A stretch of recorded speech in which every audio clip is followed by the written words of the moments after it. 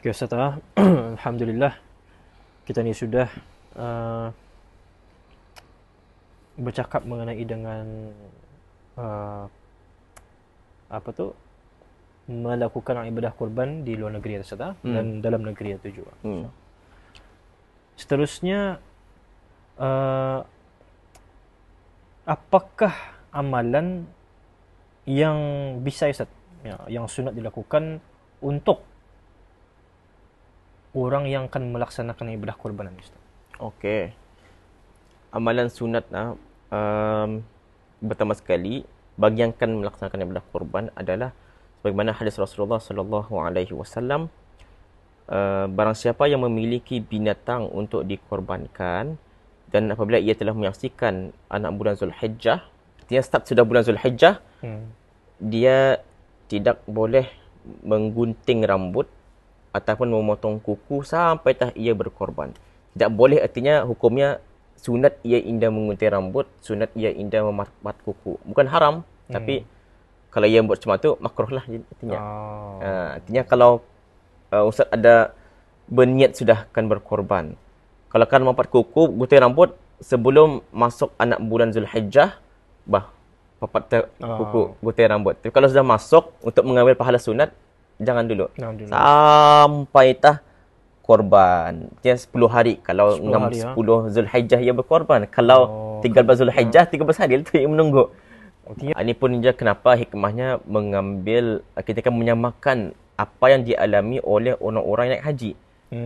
Kan sama, tempohnya sama. Orang naik haji di sana, kita ni yang tidak berkemampuan tinggal di negara tanah air kita ni berkorban. Macam mana untuk menyamakan di antara orang naik haji sama sini? Kalau orang naik haji kan biasa berihram, antara perkara yang indah boleh dibuat semasa berihram, indah boleh rambut tu gugur ataupun gunting rambut, dan indah boleh papat kuku. Serta kita ni menyamakan di antara kita ni dengan biasa orang tu. Yang kedua, di antara perkara sunat yang boleh dilakukan adalah puasa sunat hari Arafah. Bila apa Ustaz dia punya Ustaz? Okey, yang dah Ustaz beritahu dulu bila Ustaz. Bilanya adalah semasa 9 Zulhijjah. 9 Zulhijjah. Hari Arafah 9 Zulhijjah. Atau pada ketika tu orang yang berhaji wukuf di Arafah. Semasa wukuf di Arafah, orang yang naik haji ni berdoa, benar-benar bermuhasabah, berzikir, memperbanyakkan ibadah. Kita ni yang di tanah air ni supaya sama ada kita ni berpuasa.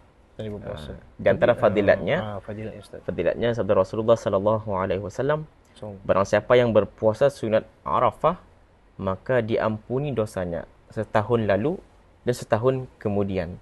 Tahun lepas diampunkan dosa kita ni, dan next year diampunkan je. Masya-Allah. Mudahan kita ni sampat menuju ke hari Arafah itu. Amin amin ya rabbal alamin. Mendapatkan fadilat puasa sunat hari Arafah. Amin amin. Amin ya Rabb. Dan mungkin yang ketiga adalah dengan memperbanyakkan zikir lah.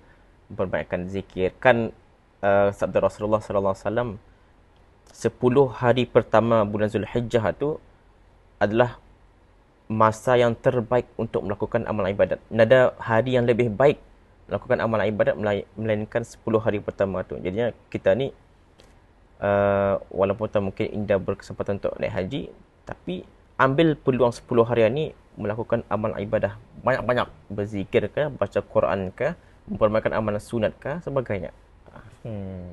Itulah atau di antara perkara-perkara sunat lah yang boleh kita lakukan. Ya, macam kita ni tu Ustaz Anggam tuanya Ustaz tadi, walaupun kita ni belum mampu untuk melakukan fardu haji itu, kita ni cuba samakan. Cuba samakan. Cuba samakan Ustaz. Bukan maksudnya bila orang tak naik haji, kita ni di sini hidup macam biasa saja. Tapi kita ni cuba untuk samakan lah.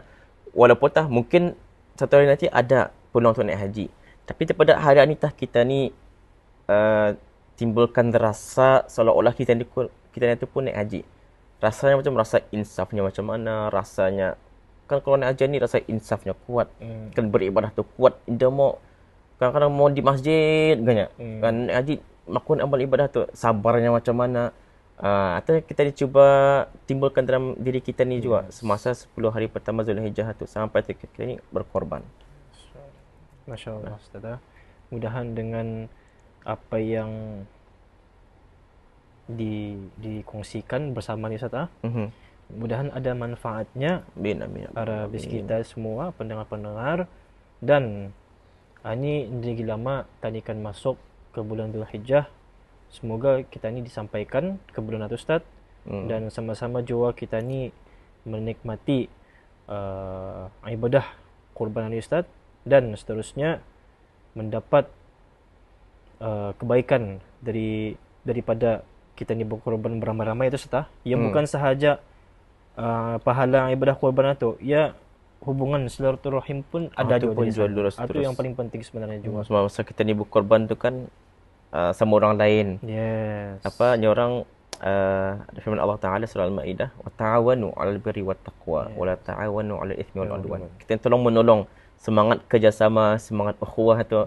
Masa korban itulah yang kita ni harap-harapkan kan. Itulah insya-Allah. Itu saja kali yang dapat kami kongsikan Arabis kita semua. Mana yang baik datangnya daripada Allah Subhanahu Wa Taala. Semoga di siri yang akan datang lagi insya-Allah kami akan membagi yang terbaik lagi lah. Mungkin apa-apa yang kita mau kami ulaskan lagi dalam podcast akan datang, mungkin boleh komen lah. Komen dan follow. Komen, follow, share. DM saja IG Pusat Dakwah. Kalau bis kita ada mau kami ulaskan, kami cuba ulaskan. InsyaAllah kami akan buat yang terbaik. Itu saja. Okay, insyaAllah. Wabillahi taufiq wal hidayah. Assalamualaikum warahmatullahi wabarakatuh.